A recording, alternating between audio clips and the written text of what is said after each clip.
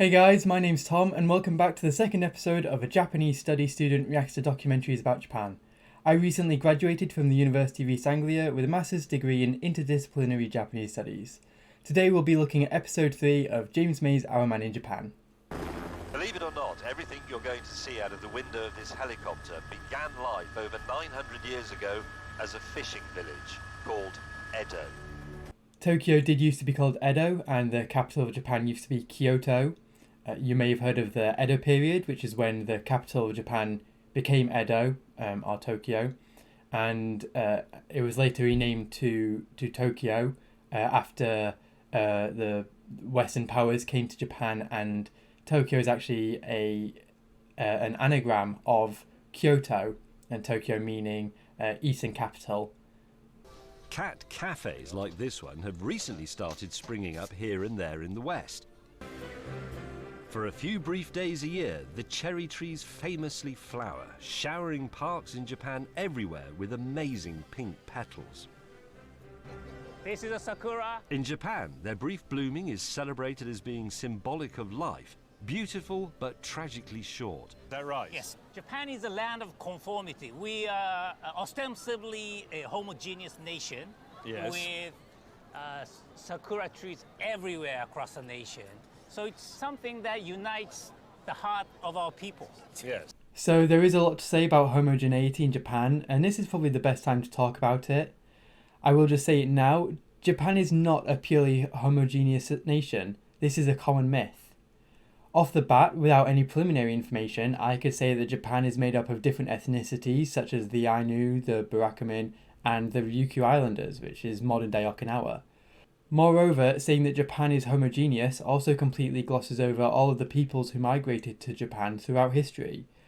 A.G. Ogama, in his book A Genealogy of Japanese Self-Images, translated by David Askew, argues that not only does Japan have regional and ethnic differences, such as those differences of the Ainu people and the real Japanese people, but there is evidence that supports the fact that peoples from China, Korea, the South, the North, and the mainland, such as Mongolia, have all immigrated to Japan in the past.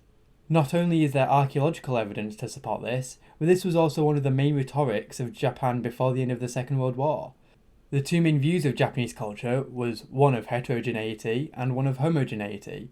Homogeneity was used to claim distinction between Japan and the rest of the Asian ethnic groups. Homogeneity was used to claim that Japan was a pure nation with a long lineage that descended from the gods, which supported the emperor system of Japan, and the emperor system being used for nationalist pride is a different matter which I might explain at another point.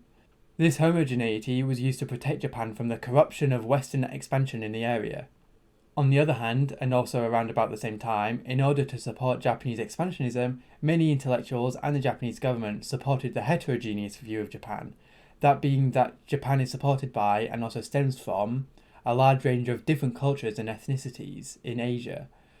The reason is because, in order to justify Japanese imperialism at the time, they were required to claim heterogeneity so they wouldn't be called out for expanding.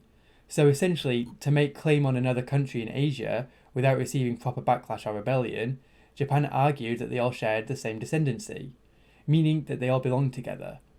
However, after the war, which for the Japanese was also very gruesome and tiresome in itself, the Japanese collectively decided to move away from the heterogeneous view so they could officially separate themselves from the war.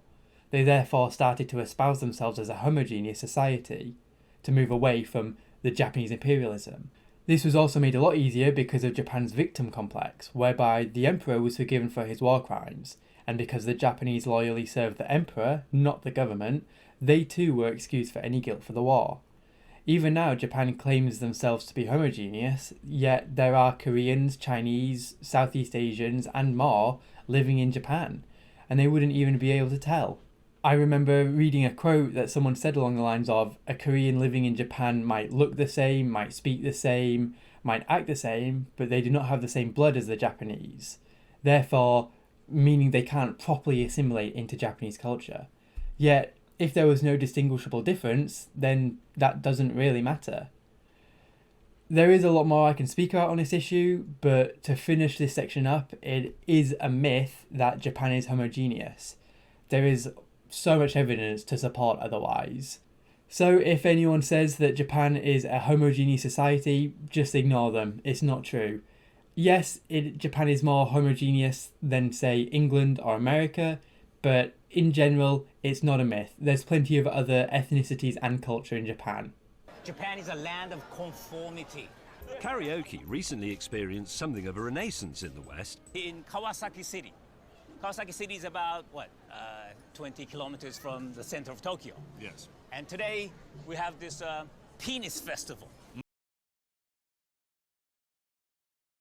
We are in Akihabara, Tokyo's hub for solutions to problems that no one has ever identified. I think I can mention this here, in that Japan is a hyper-capitalist society. It's arguably more so than England and maybe even America. They will create things that don't need to be created just because, like, people forget this about Japan. They think, oh, it's all traditional.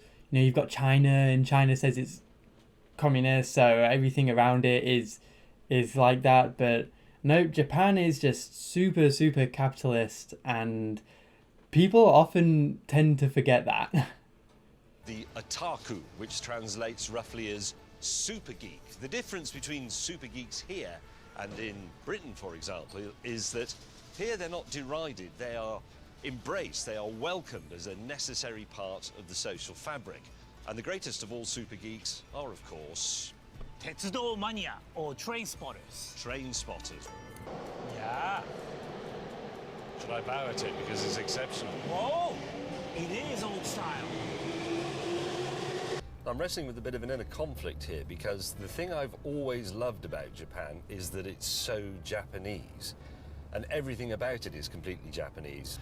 But what I'm actually doing there is celebrating monoculturalism. So by that token, I ought to be the sort of person who says Britain should remain British, but I don't think that. I like Britain being multicultural because it improves the food, obviously. Similarly, the East has bled into Western culture too. I feel like this is a bit of a fallacy because actually I would say that almost everything in modern Japanese culture comes from the West or other parts of the world. Heck, even Japan's language comes from China. You know, after the West reached Japan in the 17th, 18th centuries, Japan has tried its best to emulate the West. You know, this includes rapid industrialization, imperialism, capitalism, food, heavy industry, light industry, technology, education, and more. To say that Japan is unique or so Japanese is like saying England is just English and not full of influences from literally everywhere else in the world. Again, Japan isn't a monoculture. He just hasn't done his research. He honestly sounds like those Japanophiles who watch his anime and thinks that Japan is just like the anime.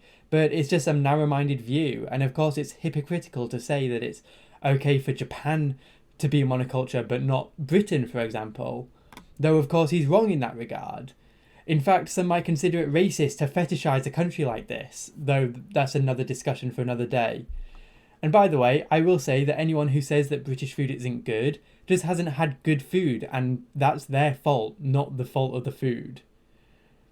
But of course, the East has bled into Western culture as well. Modern nations use a concept called soft power, which I'll talk about later. And then you eat it with your chopsticks. And wasabi. And wasabi. Yeah. Fun fact about wasabi is that in the West, and even in Japan, wasabi is actually horseradish that they dye green because wasabi is incredibly expensive and hard to collect. My next stop is to explore something else that's seen a huge surge of popularity in the West: anime. I've had some translated for me by Japanese speakers, and some of it delves into quite dark corners of human consciousness, like loneliness, depression, violence, terrible relationships, terrible work problems. All these things are covered, aren't they? All the things that you would expect in big dramas in film. It's all in manga. So manga and anime isn't just full of boobs and butts, though that certainly can be a feature. So anime and manga aren't just full of boobs and butts, though that can be a key feature. Anime and manga have kind of had a mini renaissance in public consciousness recently, where people are understanding them as more in-depth mediums. similar to comic books, where they used to be seen as just for nerds, but now they're a multi-billion-dollar cinematic and streaming success. And anime and manga are a part of Japan's soft power. Soft power is kind of like having a cultural influence over people from another country. So when you'll think of Japan, maybe you'll think of Pokemon, or just generally you'll think of anime, and you'll associate your positive experience of watching or playing or enjoying these things with the country they originate from. You might remember last week I mentioned cultural odours, and soft power is maybe a form of this. A country with a lot of soft power would have a positive scent rather than a negative stink. So countries put a lot of effort into improving their public images in this way. In Germany, you might think of cars. In France, you might think of nice food. In Japan, you might think of anime. And it goes a long way in creating a positive association between the individual and the country. For example, I first became interested in Japan because of anime, and I'm sure almost everyone in the younger generation who has an interest in Japan also became interested because of anime. This is how soft power works. And that's it for episode 2 of A Japanese Study Student Reacts to Documentaries about Japan. I hope that you learned a lot this episode, or at least anything at all. I personally feel like I had a lot more to talk about in this episode because I'd researched specifically some of these topics for coursework and my dissertation, so that probably helped, but I hope that you learned something at least. Other than that, make sure to like, comment and subscribe to see more of this kind of video, and I'll see you next time.